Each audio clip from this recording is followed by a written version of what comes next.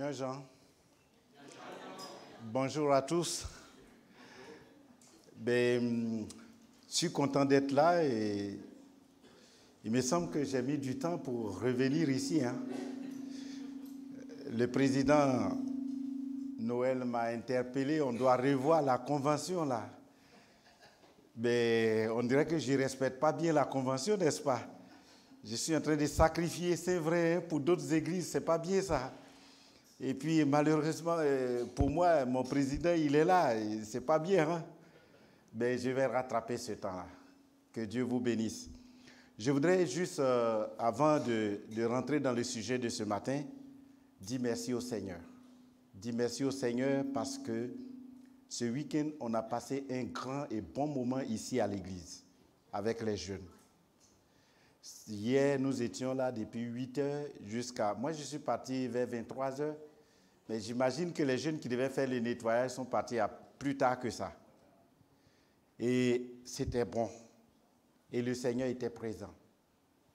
Et je vais vous dire, et ça touche un peu le message que nous allons voir ce matin, parce que beaucoup de jeunes, et nos jeunes, ont pris l'engagement de garder l'héritage que vous leur avez transmis, qu'est le Seigneur Jésus-Christ.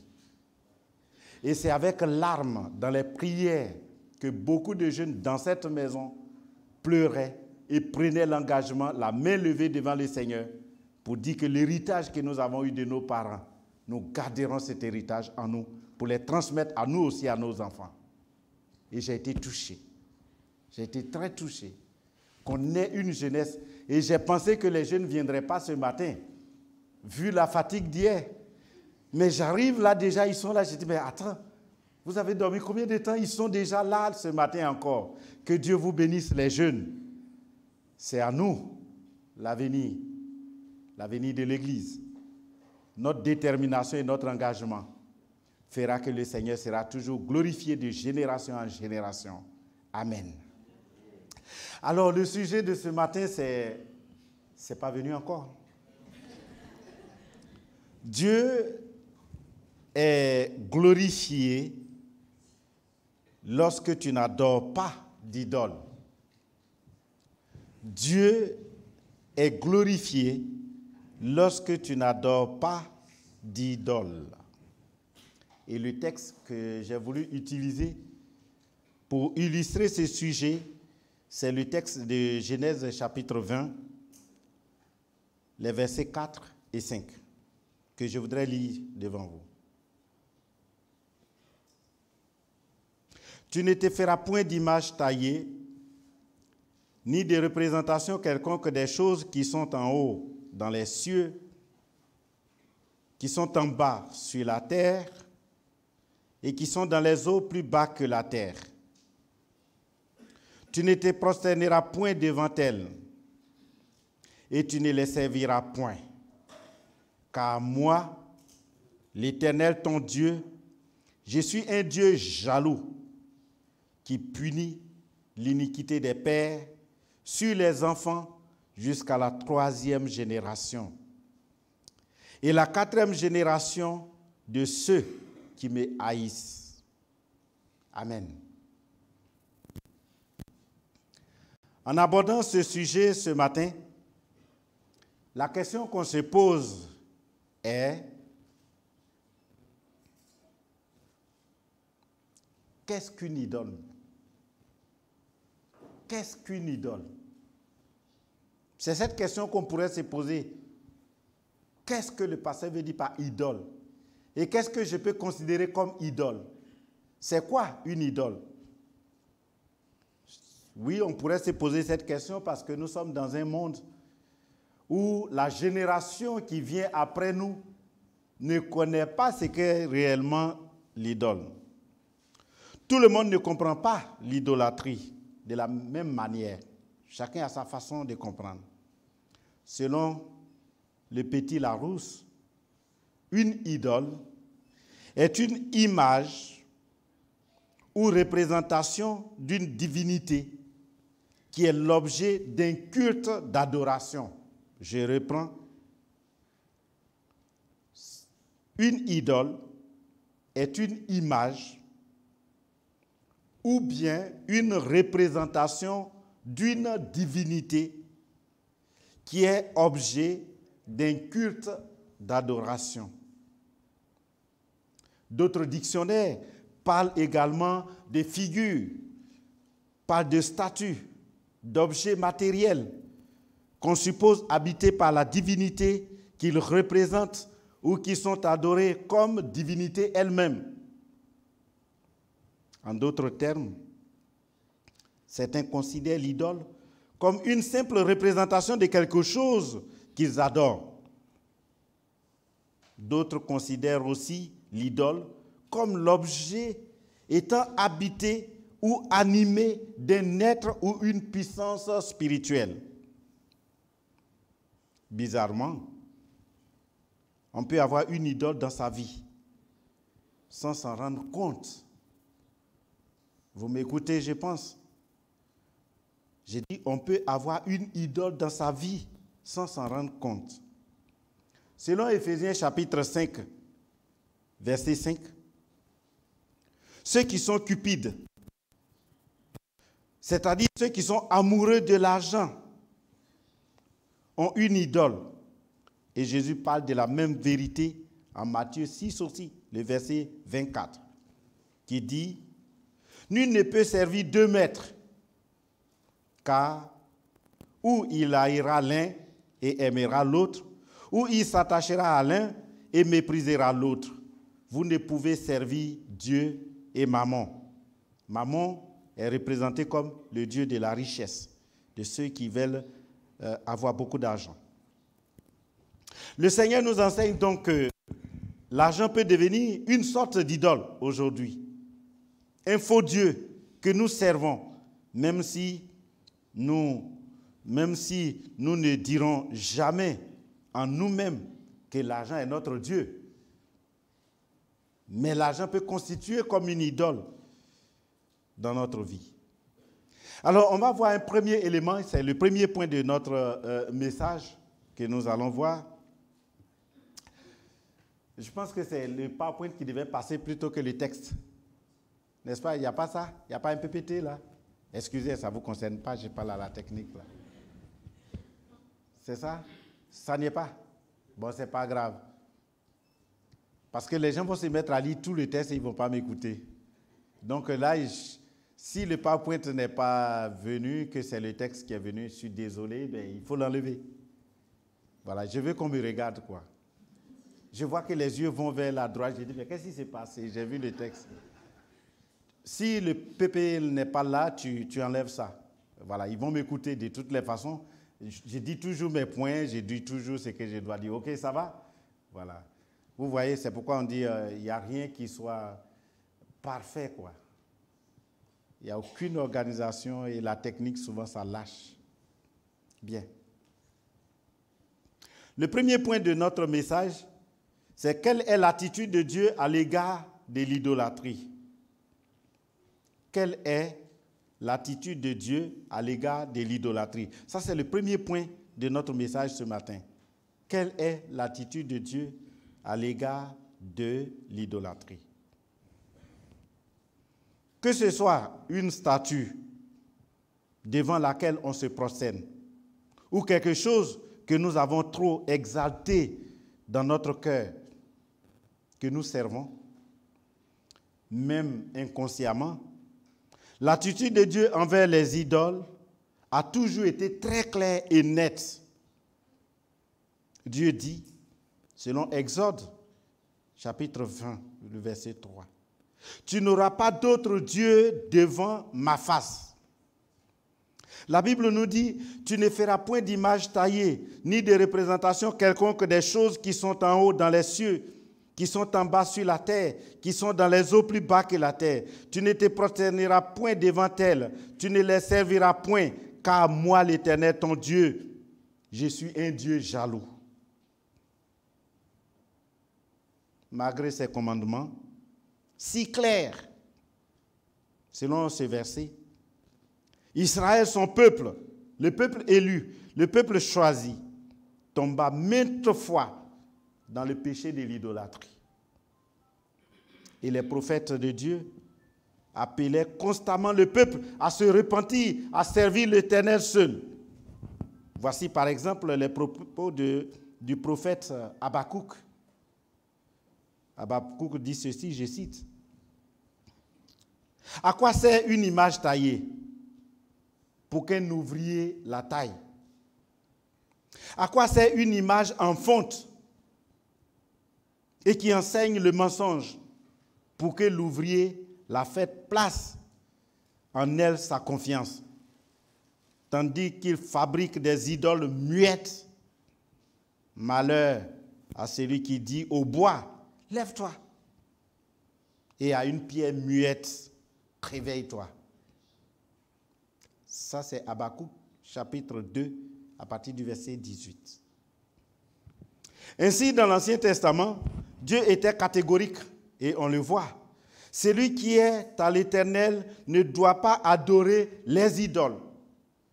Peut-être les jeunes générations ne comprennent pas, mais pour ceux qui sont partis de l'adoration de nos parents, idolâtres, païens, on dit chez nous animistes, en d'autres français on dit polythéistes, n'est-ce pas?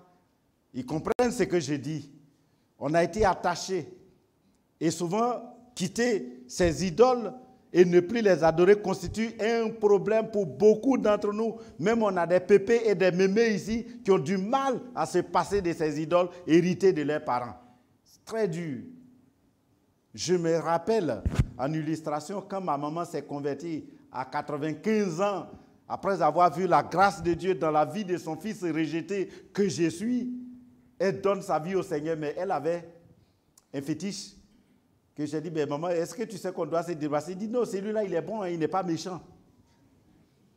Qu'on peut le garder parce que lui, il n'est pas méchant. Et pour nos papas ici, ils comprennent ce que je dis. Mais vous, la jeune génération, peut-être vous n'avez pas connu parce que vous êtes nés dans un monde moderne et modernisé que nous sommes aujourd'hui. Si on parlait d'Internet et d'ordinateur, vous comprendrez mieux que les idoles. Dans l'Ancien Testament, aussi, l'attitude de Dieu envers les idoles n'a pas changé. Après avoir parlé du péché commis par les Israélites, l'apôtre Paul dit aussi aux Corinthiens, ça c'est dans le Nouveau Testament, « Ne devenez pas idolâtres comme quelques-uns d'entre eux, ou quelques-uns d'eux, selon 1 Corinthiens 10, verset 7. » Et encore, le même Paul écrit aussi aux chrétiens de Galates en disant, « Or, les œuvres de la chair sont manifestes. Ce sont l'impudicité, ce sont l'impureté, ce sont la dissolution, ce sont l'idolâtrie. » Je vous dis d'avance, comme je l'ai déjà dit, que ceux qui commettent de telles choses n'hériteront point le royaume de Dieu. Je répète ce que Paul a dit. Comme je l'ai dit, ceux qui commettent de telles choses n'hériteront point le royaume de Dieu. Galates chapitre 5, à partir du verset 19. Comme nous l'avons vu en Exode, Dieu lui-même dit, et il est clair, il dit qu'il est un Dieu jaloux. La jalousie est souvent une expression négative ou un mot négatif, jalousie. C'est pas bien ça. Je suis jaloux des lingues. Ça, les gens ne vont pas apprécier ça ici. Hein. Je suis jaloux, mais Dieu dit qu'il est jaloux. Peut-être, donc, il y a des bonnes jalousies. Dieu est un Dieu. Il ne tolère pas de rivaux. C'est comme nous les hommes. Les hommes trompent facilement leurs femmes. Mais les hommes n'acceptent pas que les femmes les trompent. Je ne sais pas si c'est dans votre tête, mais moi, je me dis, ça va être difficile si ma femme me trompe. Par accident, ça peut passer. Elle a été kidnappée et puis elle a subi des violences sexuelles, ça passe, mais volontairement et qu'elle me trompe là. Je me demande si je pourrais pardonner, chérie, je sais que ça ne va jamais arriver. Et puis on est vieux maintenant. Mais c'est difficile pour nous d'accepter que ma femme, elle aille avec un autre homme et que nous soyons fiers de cela. Ça, jamais. Les hommes, vous êtes témoins, n'est-ce pas ce que je dis? Ça, c'est impardonnable, ça. Dieu ne veut pas être partagé. Il est vrai que la jalousie est, dans beaucoup de situations, un trait négatif. Il y a par contre des relations où elle est très importante, la jalousie, car son absence signifie, signifie un manque d'amour. Sa présence dans notre vie plutôt signifie un manque d'amour. Si jamais on est jaloux,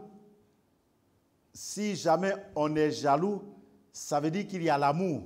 Mais si on n'est pas jaloux, ça veut dire qu'il n'y a pas d'amour.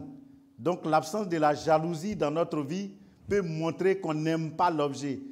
Si je ne fais pas la jalousie sur ma femme, est-ce que je l'aime vraiment? Oh, tu peux faire ce que tu veux, chérie. Vas-y, tu viens à 2 h du matin et puis tu n'as pas de compte à me rendre. Et qu'elle dise, oh, tu es libre de faire ce que je veux. Moi aussi, je sors, je viens à 4 h du matin. Pas de compte à rendre. Ça veut dire qu'il y a manque d'amour. C'est ce que je voulais dire par ce texte. Exemple. Un homme marié qui ne ressent rien quand il apprend que sa femme commet l'adultère avec un autre, c'est que ce dernier n'aime plus son épouse. Ou bien une femme mariée qui ne ressent rien du tout quand elle apprend que son mari commet l'adultère avec une autre femme, c'est qu'elle n'aime pas aussi son époux. Dieu est jaloux pour nous parce qu'il nous a créés et parce qu'il nous aime. Et il veut que nous soyons tout à lui. Il veut que nous soyons consacrés à lui. Dieu n'accepte pas que nous ayons lui à côté et à côté de lui un autre Dieu, une autre adoration. Jacques s'adresse en termes très forts à certains qui ne comprennent pas cette réalité-là. Jacques dit, « Adultères que vous êtes, ne savez-vous pas que l'amour du monde est inimitié contre Dieu? Celui donc qui veut être ami du monde se rend ennemi de Dieu. Croyez-vous que l'Écriture parle en vain? C'est avec jalousie que Dieu chérit l'Esprit qu'il a fait habiter en nous. » Jacques chapitre 4, versets 4 et 5. Le commandement de Dieu est clair. Il ne comporte pas d'exception, bien-aimé, par celui qui pense à l'image d'une certaine manière. Dieu dit, tu ne feras point d'image taillée.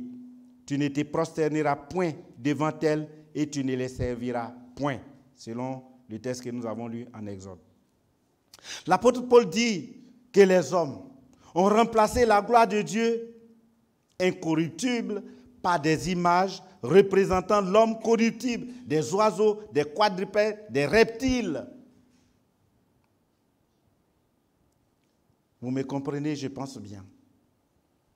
Et Paul dit, les hommes ont remplacé la gloire de Dieu incorruptible par des images représentant l'homme corruptible, représentant l'oiseau, représentant le quadrupède, représentant le reptile, selon Romains chapitre 1, le verset 23.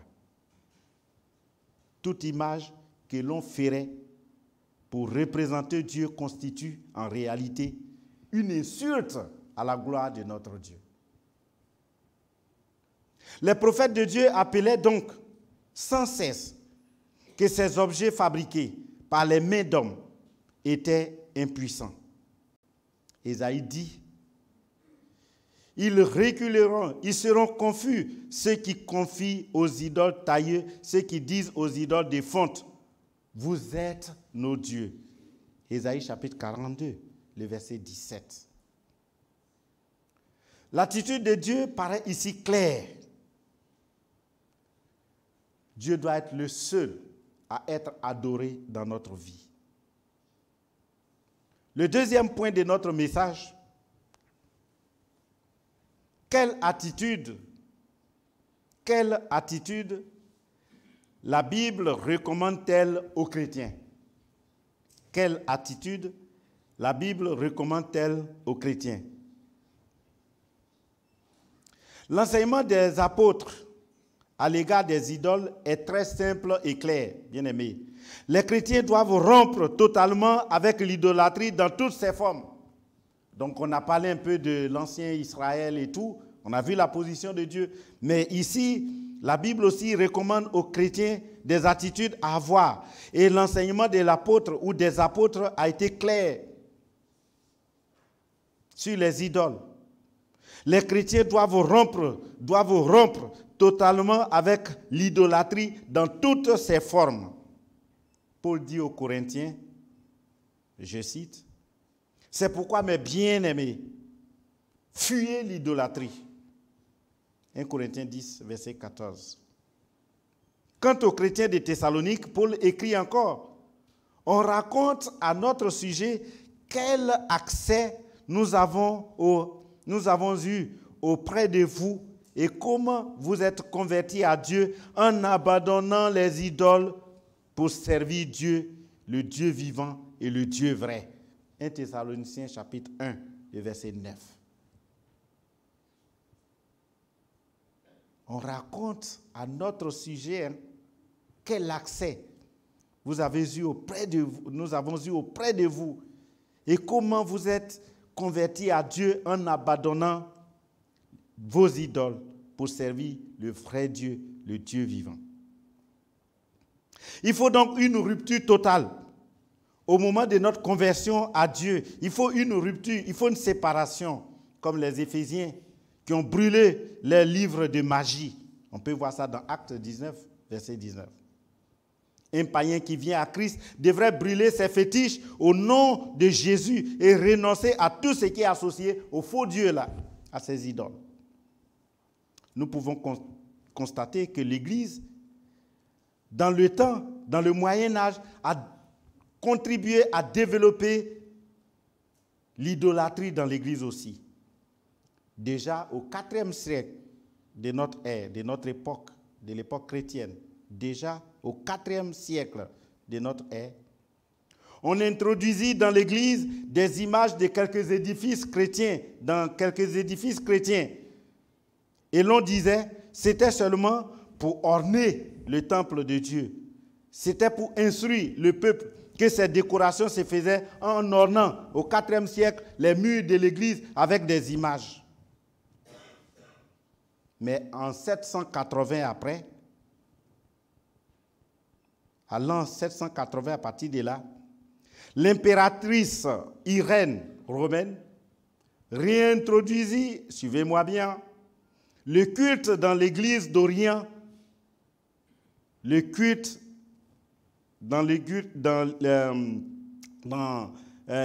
d'Orient, la considération de ces images dans l'Église.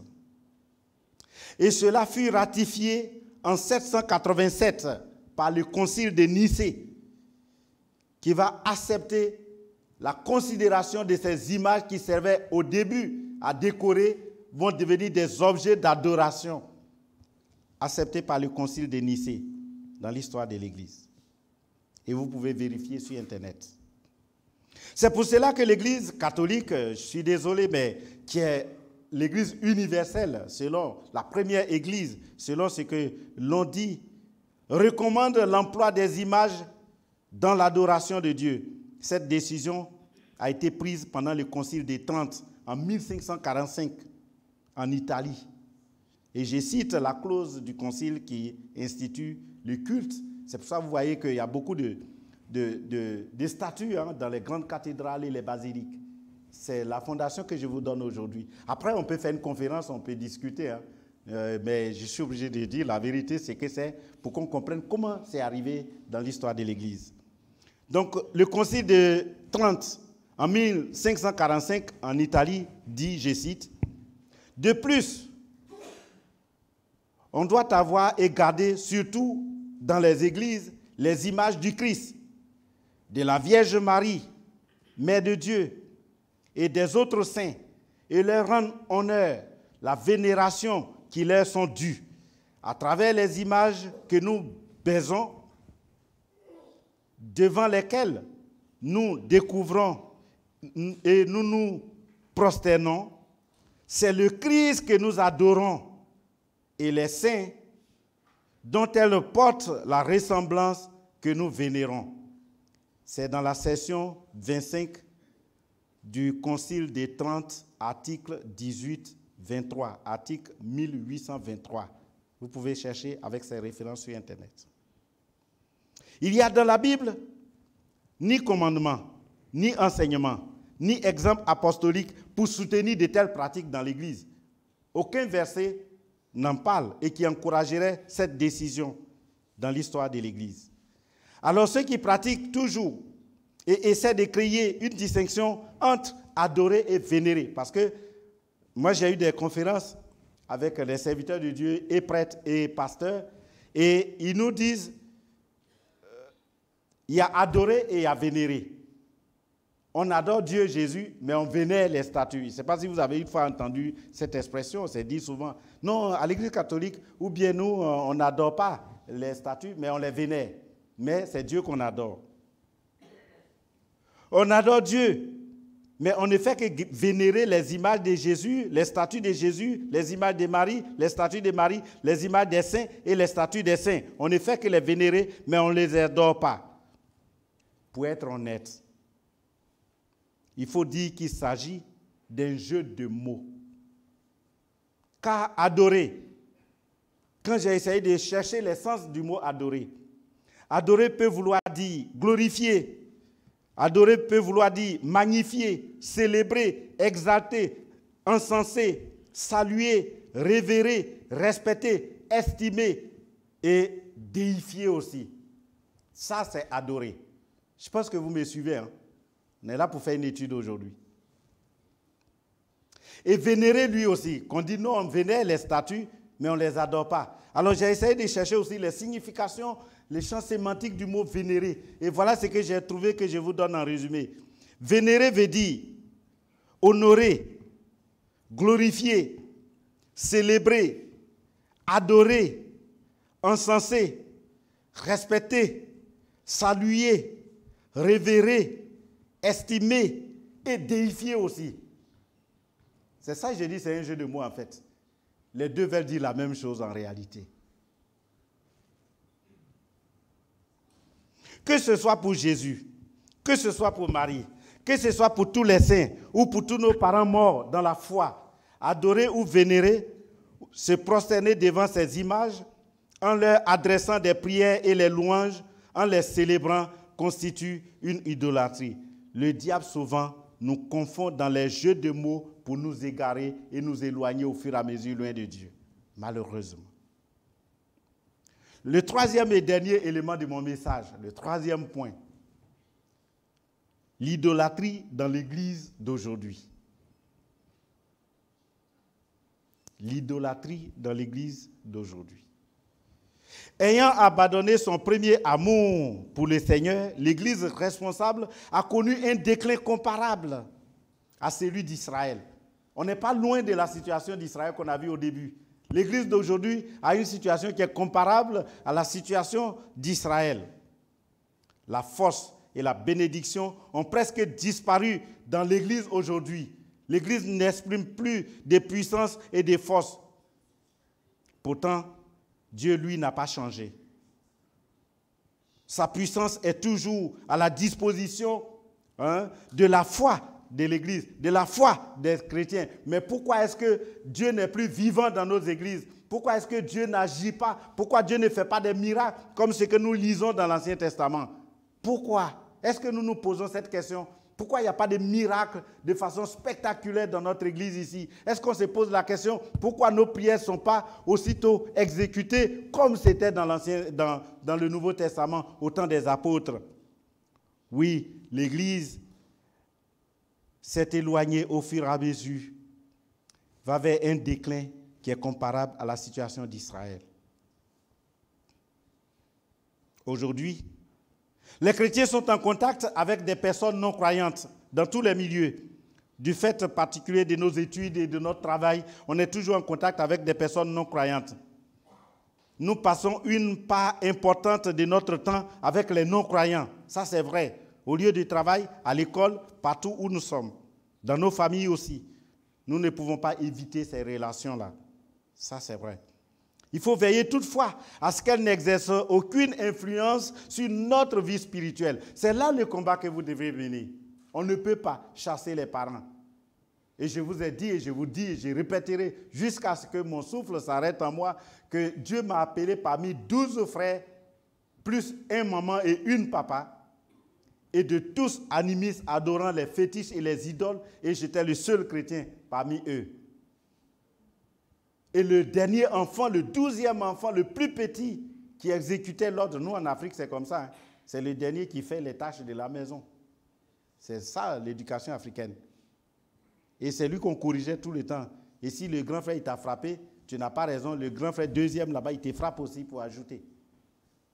Mais dans ce contexte, l'influence de l'idolâtrie dans ma maison, dans notre famille, n'a pas pu m'influencer et j'ai pu garder ma foi jusqu'à ce qu'aujourd'hui je sois devant vous comme pasteur. Est-ce que nous sommes capables? À vous les jeunes, c'est à vous que je m'adresse là. Vous avez des parents qui ne sont pas chrétiens. Ne vous laissez pas influencer dans leur foi pour que vous abandonniez le Seigneur. Gardez votre foi jusqu'à la fin.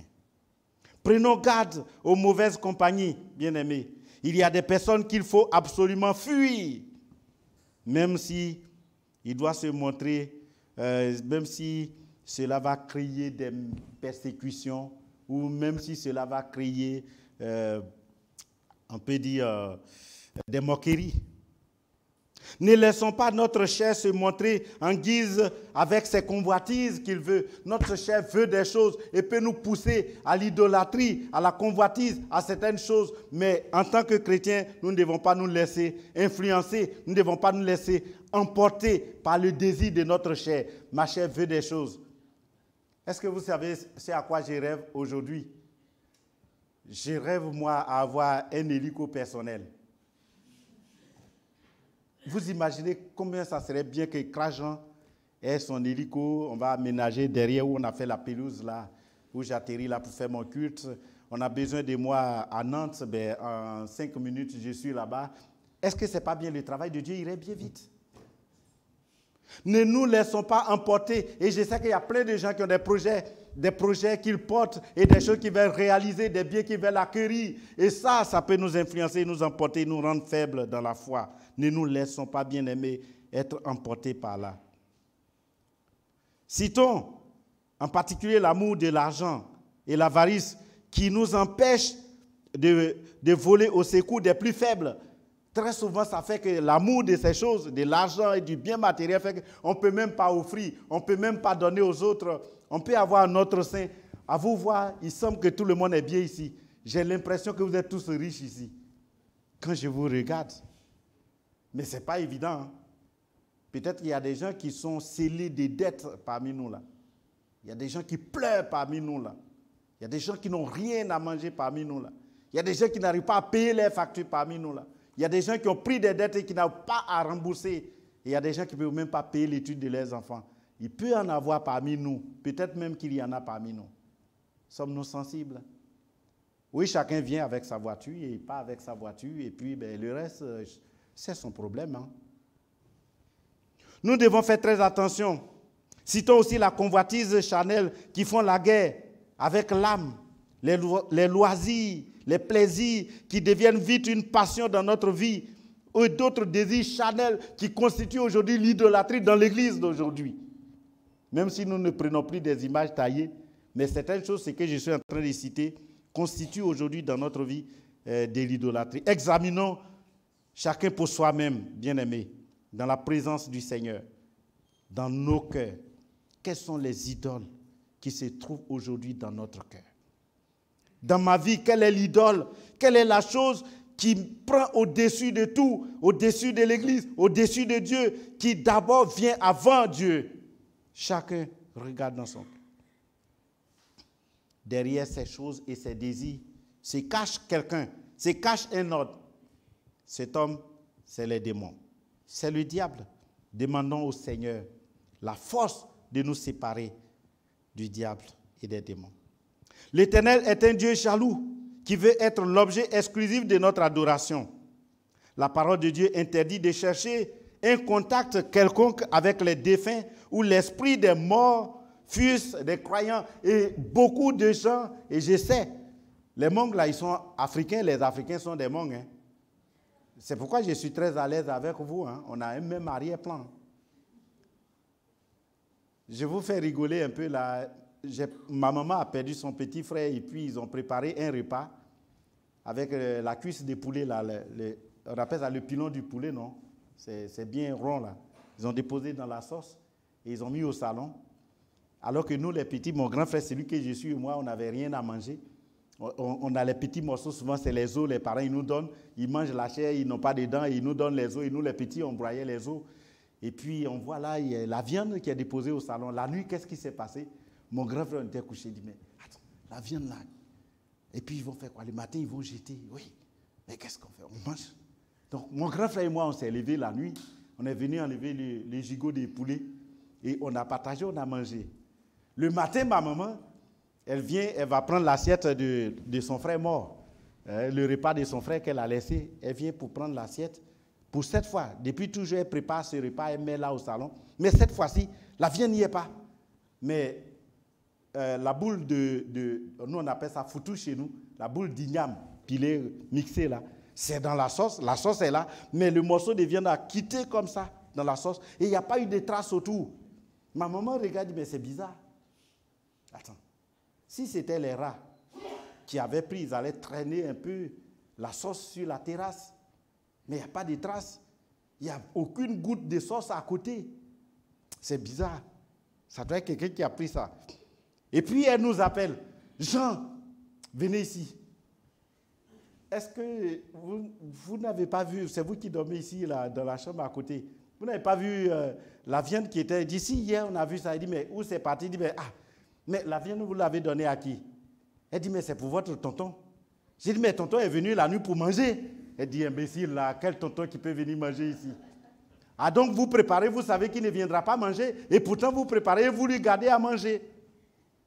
Et je sais que dans les cultures mongoles aussi, ça existe, qu'on fasse des repas pour des morts.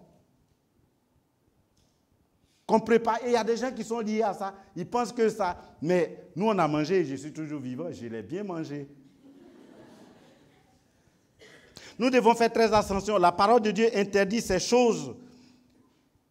Cherchez un contact quelconque avec les défunts. Cherchez un contact quelconque avec l'esprit des morts. Fussent-ils croyants ou non croyants, c'est interdit par Dieu. Dieu ne veut pas. Ne soyons pas séduits par toutes sortes de vanités mensongères que nous ont transmis nos aïeux et nos parents. Ne nous laissons pas. La Bible est là pour nous éclairer. Que Satan cherche par ces choses à placer Christ en second et ces choses au devant. Dans notre foi, ces choses sont au devant et Christ est à l'arrière-plan. Non, Dieu est jaloux. Mettons Christ au devant et ces choses, effaçons-les. Je ne vous demande même pas de les mettre au second plan. Qu'ils soient effacés dans notre vie. Attachons nos cœurs à Christ. Le Fils de Dieu, lui, est le Dieu véritable et le Dieu éternel de toute éternité. Gloire à son nom. Je vous appelle ce matin, en terminant mon message par cette conclusion. Il n'y a qu'un seul être suprême, incomparable. C'est le Créateur, le Maître de toutes choses, majestueux, glorieux, Jésus-Christ notre Seigneur. Au roi des siècles immortel, invincible, seul Dieu, soit l'honneur, la gloire au siècle des siècles. Lui seul est digne de l'adoration de tout ce qui vit. De plein droit, il s'attend à ce que ses créatures l'honorent de manière exclusive. Ne vous laissez pas séduire par des arguments des hommes. Ne vous laissez pas séduire par des réflexions humaines. La volonté de Dieu est claire. Tu ne te feras point d'image taillée, ni de représentation quelconque. Tu ne te prosterneras pas et tu ne les adoreras pas. Prions le Seigneur. Seigneur, tu viens de me parler ce matin. Tu viens de réveiller en moi, Seigneur, la foi endormie, la foi attachée aux choses matérielles qui deviennent pour moi comme des idoles. Ta parole est claire. nous devons t'adorer que toi seul. Seigneur, viens dans ma vie et prends ma vie. Fais de moi ton instrument. Fais de moi ton objet. Fais de moi ta maison. Et j'ai prié pour tous mes frères ici, Seigneur. Fais de chacun ton temple. Viens et habite-nous par ton esprit et guide-nous. Débarrasse-nous de tout ce qui est idolâtrie dans notre vie, qui nous empêche de t'adorer toi seul, qui nous empêche de nous consacrer, qui nous empêche de marcher avec toi, qui nous empêche de vivre la foi en nous. Oh Dieu, libère-nous ce matin. Chasse en nous tout cela et consacre notre vie à toi. Sois béni, Seigneur. Louange et gloire à toi. Parce que tu nous as aimés en premier et tu nous as choisis. En retour, nous devons te servir parce que tu nous as sauvés, parce que tu nous as aimés. Au nom de ton Fils Jésus, mort crucifié et ressuscité pour nous. Amen. Merci que